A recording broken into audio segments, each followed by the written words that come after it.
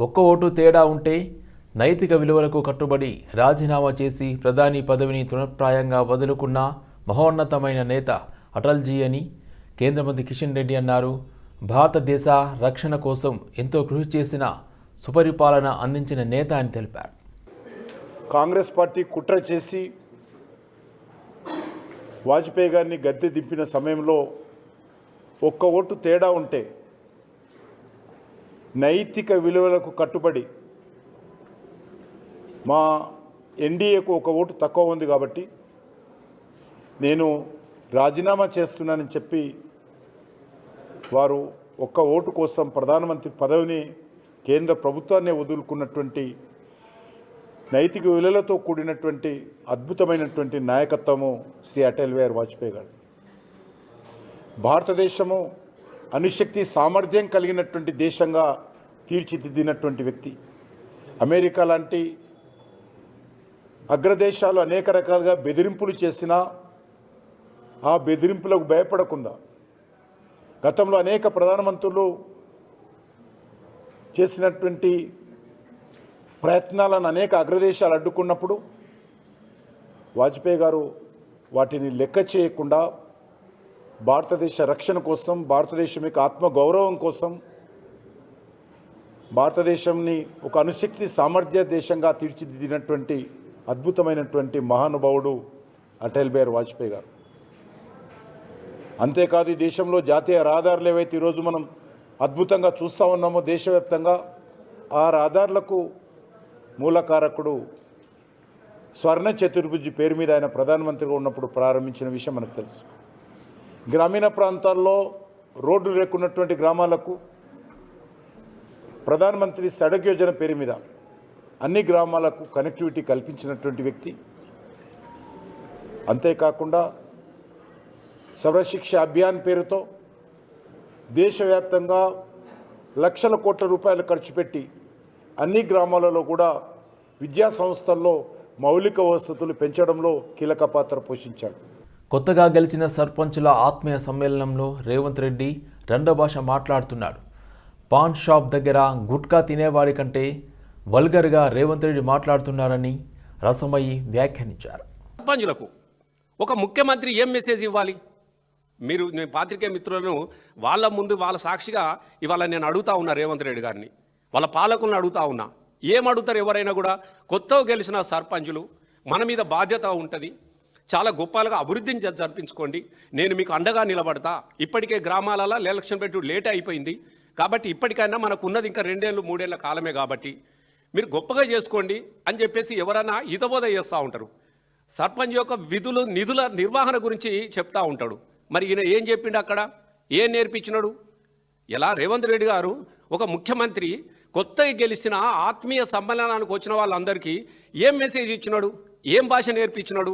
ఒకసారి మనం ఆలోచన చేసుకోవాల్సినటువంటి అవసరం ఉంది. తెలంగాణ ప్రజలు చాలామంది సర్పంచులు బాధపడ్డారు, చాలామంది సర్పంచులు తిట్టుకున్నారు. కొంతమంది వీని సన్మానం పీట్ల గిసొంటని చేతులు మాకు సన్మానం కూడా వద్దని వెనకసూరు కూర్చొని వెళ్ళిపోయినటువంటి ఫోటోలు కూడా నాకు తెలియదు ఫేస్బుక్లలో వచ్చినాయి. గిసొంటికి రండ భాష మాట్లాడటంతో, ఈ భూతల భాష మాట్లాడటంతో మేము సన్మానం చేసుకోవడం ఏందా, ఎంతో చాలా గొప్పగా నన్ను గెలిపించారు అని చెప్పేసి కొంతమంది సర్పంచులు రేవంత్ రెడ్డి గారు సన్మానాన్ని కూడా తిరస్కరించినటువంటి పరిస్థితి నిన్న సభలో మనకు కనబడ్డది. ఏం భాష మాట్లాడిండు? అదేమన్నా బజార్ భాష అంటారు దాన్ని? ఏమన్నా మనిషి అనటోడు, మనసులో పుట్టినోడు ఎవడన్నా మాట్లాడే భాషనే నావి? మేము ఒక్కటే అడుగుతున్నాం రేవంత్ రెడ్డి గారిని. వాడు ఎవడు అంటాడు చూడు, అదే పాన్ పరాగ్ భాష, గుట్క భాష, ఇంతకన్నా మంచిగా మాట్లాడతారు. ఎప్పుడన్నా క్రాస్ రోడ్లో చౌరస్తాలు మనం అటు పోతూ ఉంటే ఆడ ఆడిపించేటోళ్ళు గీలు అందరూ ఉంటారు, ఇట్లా సల్లుకొని ఇట్లా ఒట్టుకొని దౌడకు పెట్టుకొని వాడు మంచిగా మాట్లాడతాడు. ఈయనకన్నా ఏం భాష సార్ అది మాట్లాడేది? ముఖ్యమంత్రి గారు మీరు ఏం భాష మాట్లాడుతూ ఉన్నారు? అంత అహంకారం అనేది మనిషికి మంచిది కూడా కాదు. నేను ఎందుకు చెప్తున్నానంటే మాట మాట్లాడితే చాలు నీ అంత చూస్తాం, నువ్వు లేకుండా చేస్తాం. ఎవరిని లేకుండా చేస్తారు? ఇలా భారతదేశంలో నెహ్రూ పేరు చెప్పుకొని బతుకుతా ఉన్నారు, ఇందిరమ్మ పేరు చెప్పుకొని ఇంకా ఇంటింటికి సీరలు అని తిరుగుతూ ఉన్నావు. ఆమె చచ్చిపోయి 40 ఏళ్ళు దాటిపోయినది. నీ పార్టీ పరిస్థితి గట్లా ఉంది. మేము ఇది చేస్తాం, మా పార్టీ పాలసీ విధానం ఇట్లాంటిది అని చెప్పేసి పరిస్థితి లేదు నీకు. ఇవాళ హిందూ ధర్మం తత్వశాస్త్రంలో సూర్య భగవానుడి ఆరాధనకు ప్రత్యేక స్థానం ఉందని మాజీ మంత్రి సనత్ నగర్ ఎమ్మెల్యే తలసాని శ్రీనివాస్ యాదవ్ తెలిపారు. సనత్ నగర్లో విశ్వ చైతన్య విజ్ఞాన ఉత్సవంలో పాల్గొన్నారు. ఈ సందర్భంగా ఆయన గోవులకు ప్రత్యేక పూజలు చేశారు. దసరా పండుగ వస్తే చాలా మంది మా చిన్నప్పుడు ఏంటంటే కొత్త బట్టలు కుట్టిస్తారు. దసరా పండుగ వచ్చిందంటే కొత్త బట్టలు. మా టైలర్లు కూడా ఎక్కడ చూసినా బిజీ ఉంటుండే. ఆ పండుగ గొప్పతనం గురించి తల్లిదండ్రులు చెప్తుండే, ఈ పండుగ గొప్పతనం. కానీ ఇప్పుడు దసరా లేదు, దీపావళి లేదు. అసలు మన పండుగలంటే మనం పిల్లలకు చెప్పేటువంటి పరిస్థితులే మారిపోయింది. ఎందుకంటే సమాజంలో రకరకాల కల్చర్స్ వస్తున్నటువంటి సందర్భం. అయితే సూర్యుడు పూజించడం ఆజ్ఞానాన్ని మరియు అంతర్గత అంధాకారాన్ని కూడా మరి తొలగిస్తుంది. సూర్య ఆరాధనకు గత వైభవం తీసుకురావాలన్న సంకల్పం, సూర్యుడు సూర్య కిరణ విజ్ఞానం ఆవశ్యకతను తెలియజేసే లక్ష్యంతో ఈరోజు ఈ కార్యక్రమాన్ని విశ్వ చైతన్య విజ్ఞాన ఉత్సవం అని చెప్పి మరి నిర్వహించడం అనేది అభినందనీయం అని చెప్పి నేను ఈ సందర్భంగా తెలియజేస్తా ఉన్నాను. ఈరోజు సూర్య నమస్కారాలు, యోగా, హోమం, సూర్యనారాయణ మూర్తి కళ్యాణం నిర్వహించడం చాలా గొప్ప విశేషం. విద్యార్థులకు వ్యాసరచన పోటీలు నిర్వహించడం సంతోషించదగ్గ విషయం. ఈ వ్యాసరచన పోటీల ద్వారా విద్యార్థులకు సూర్య భగవానుడు గురించి తెలియని అనేకమైనటువంటి అంశాలని మరి తెలియజెప్పడానికే ఈరోజు ఈ కార్యక్రమాన్ని ఇక్కడ నిర్వహించుకోవడం చాలా సంతోషించదగ్గ విషయం అని చెప్పి నేను ఈ సందర్భంగా తెలియజేస్తా ఉన్నాను. మన చరిత్ర, విశ్వాసాల గురించి నేటి తరం ప్రజలకు, యువతకు తెలియజేయవలసినటువంటి అవసరం ఎంతైనా ఉందని చెప్పి దేవుడు, భక్తి, మన యొక్క సమాజం పట్ల ఉన్నటువంటి శ్రద్ధ, చిన్నపిల్లలకు చదువుకునేటువంటి రోజుల్లోనే ఈ గీత బోధన మనం చేయవలసినటువంటి అవసరం ఎంతైనా ఉందని చెప్పి నేను ఈ సందర్భంగా తెలియజేస్తా ఉన్నాను. ఒకప్పుడు పిల్లలు చదువుకునేటప్పుడు వాళ్ళ చదువుతో పాటు మరి దైవాన్ని కూడా తెలియజేసేటువంటి సందర్భాలని మనం చాలా ఇళ్లలో చూస్తాం. కానీ ఇప్పుడు స్కూల్ పోయి వచ్చిన తర్వాత ట్యూషన్ అని పంపించేస్తుంది. మేడ్చల్ జిల్లా GHMC LB Nagar zone Ghatkesar municipal circle Gurukul కళాశాల గ్రౌండ్లో మల్లారెడ్డి సేవా ట్రస్ట్ ఆధ్వర్యంలో Ghatkesar premier league cricket tournament season 2ను స్థానిక ఎమ్మెల్యే మాజీ మంత్రి చామకురం మల్లారెడ్డి ముఖ్య అతిథిగా పాల్గొని ప్రారంభించారు. యువతను శారీరకంగా, మానసికంగా బలంగా తీర్చిదిద్దడమే మా లక్ష్యమన్నారు. తెలంగాణ రాష్ట్రం క్రీడల్లో ప్రపంచంలోనే నెంబర్ 1గా నిలవాలి. సంక్రాంతి పండుగను పురస్కరించుకుని నియోజకవర్గ వ్యాప్తంగా భారీ ఎత్తున ముగ్గుల పోటీలు నిర్వహించనున్నాం. ప్రజలు నన్ను 3 సార్లు గెలిపించారు. ఎంపీగా, మంత్రిగా సేవ చేసే అవకాశం ఉంచారు. వారి రుణం తీర్చుకోవడమే నా బాధ్యత. క్రిస్మస్, సంక్రాంతి శుభాకాంక్షలు తెలుపుతూ నియోజకవర్గ అభివృద్ధికి, ప్రజల సంతోషానికి ఎల్లప్పుడూ అండగా ఉంటానని మల్లారెడ్డి హామీ ఇచ్చారు. ఈ టోర్నమెంట్లో భారీ సంఖ్యలో యువత పాల్గొని తమ ప్రతిభను చాటుకున్నారు. ఈ కార్యక్రమంలో బీఆర్ఎస్ నాయకులు, క్రీడాకారులు తదితరులు అధిక సంఖ్యలో పాల్గొన్నారు. మల్లారెడ్డి ట్రస్ట్ తరఫున యూత్కు ఎంకరేజ్ చేసేందుకు పెద్ద ఎత్తున ఇక్కడ క్రికెట్ టోర్నమెంట్ గట్కేసర్ మండలంలో పెట్టినాం. చాలామంది యూత్లు వచ్చారు. వాళ్ళందరికీ కూడా మంచిగా స్పోర్ట్స్ చేసి వాళ్ళందరినీ యూత్ను బలంగా తయారు చేయాలి, శక్తిమంతుల మాదిరిగా తయారు చేయాలి మన యూత్ను. అప్పుడు మన తెలంగాణ ప్రపంచంలోనే నెంబర్ 1 అవుతుంది. కాబట్టి వాళ్ళకందరికీ కూడా ఎంకరేజ్ చేసేందుకు పెద్ద ఎత్తున ఇక్కడ టోర్నమెంట్ పెట్టినాం. ఈ మాదిరిగా సంక్రాంతి తర్వాత కూడా మొత్తం మేడ్చల్ అంతా కూడా టోర్నమెంట్స్ పెద్ద ఎత్తున పెడుతున్నాం. ఎందుకంటే రాబోయే మార్చిలో 19th నాడు నాది 50 years మ్యారేజ్ డే ఉంది, గోల్డెన్ జూబ్లీ మ్యారేజ్ డే ఉంది. ప్రతి యువకునికి cricket match compulsory.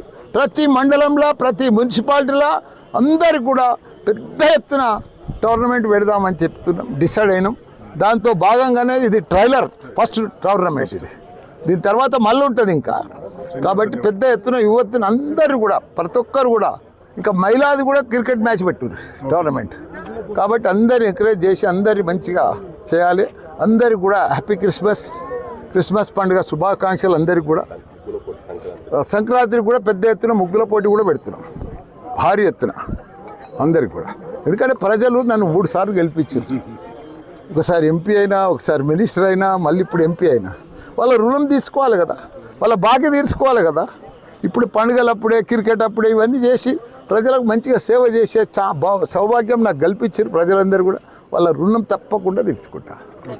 Bharatiya Janata party సహ వ్యవస్థాపకులు భారతరత్న మాజీ ప్రధానమంత్రి అటల్ బిహారీ వాజ్పేయి 101వ జయంతి సందర్భంగా నిజాంపేట్ హనుమాన్ టెంపుల్ వద్ద నిజాంపేట అధ్యక్షులు భిక్షపతి యాదవ్ ఆధ్వర్యంలో జాతీయ సుపరిపాలన దినోత్సవాన్ని ఘనంగా నిర్వహించడం జరిగింది. భారతీయ జనతా పార్టీ సహ వ్యవస్థాపకులు భారతరత్న కవి మాజీ ప్రధానమంత్రి అయినటువంటి అటల్ బిహారీ వాజ్పేయి గారి 100వ జయంతి సందర్భంగా కేంద్ర ప్రభుత్వం సుపరిపాలన దినోత్సవంగా ప్రకటించింది.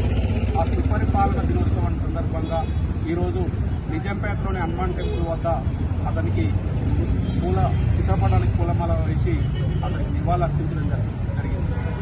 మనం కనుక చూసుకున్నట్లయితే మధ్యప్రదేశ్లో 1924లో డిసెంబర్ 25న ఒక సాధారణమైనటువంటి బ్రాహ్మణ కుటుంబంలో జన్మించినటువంటి అటల్ బిహారీ వాజ్పేయి గారు అతని విద్యాభ్యాస సమయంలోనే ఆర్ఎస్ఎస్లో చేరడం, ఆర్ఎస్ఎస్లో ఉండగానే మన సనాతన హిందూ ధర్మాన్ని ఏ విధంగానైతే పాటిస్తూ ముందుకు సాగాడో దాన్ని దృష్టిలో ఉంచుకొని తర్వాత కాలంలో భారతీయ జనతా పార్టీగా ఏర్పడి ఆ భారతీయ జనతా పార్టీలో 3 సార్లు ప్రధానమంత్రిగా, ఒకసారి 13 రోజులు, రెండవసారి 13 నెలలు, అదేవిధంగా 5 సంవత్సరాలు పూర్తి కాలంగా కాంగ్రెసేతర మొదటి ప్రధానమంత్రిగా చరిత్రలో నిలిచినటువంటి మొట్టమొదటి వ్యక్తి అటల్ బిహారీ వాజ్పేయి గారు. అటల్ బిహారీ వాజ్పేయి గారు భారతదేశంలో రెండవసారి రాజస్థాన్లోని పోఖ్రాన్లో అణుబాంబు పరీక్ష చేసి భారతదేశంలోనే కాదు ప్రపంచంలో ఉన్నటువంటి అగ్రదేశాలన్నింటిలో కూడా భారతదేశం ఏమాత్రం తీసుకోదని ప్రకటించినటువంటి వ్యక్తి అటల్ బిహారీ వాజ్పేయి గారు. అదేవిధంగా మనం ఇప్పుడు కనుక చూస్తున్నట్లయితే మారుమూల గ్రామీణ ప్రాంతాల్లోకి కూడా రహదారులు ఉండాలనేటువంటి ఉద్దేశంతో ప్రధానమంత్రి గ్రామీణ సడక్ యోజన పథకం కింద ప్రతి మారుమూల గ్రామానికి కూడా రహదారి ఏర్పాటు చేసినటువంటి గొప్ప వ్యక్తి అటల్ బిహారీ వాజ్పేయి గారు. అలాంటి గొప్ప వ్యక్తి పరిపాలనలో ఎలాంటి అవినీతికి పాల్పడకుండా ఉన్నందుకే కేంద్ర ప్రభుత్వం ఈరోజు అతని పుట్టినరోజును సుపరిపాలన దినోత్సవంగా ఏర్పాటు చేయడం జరిగింది.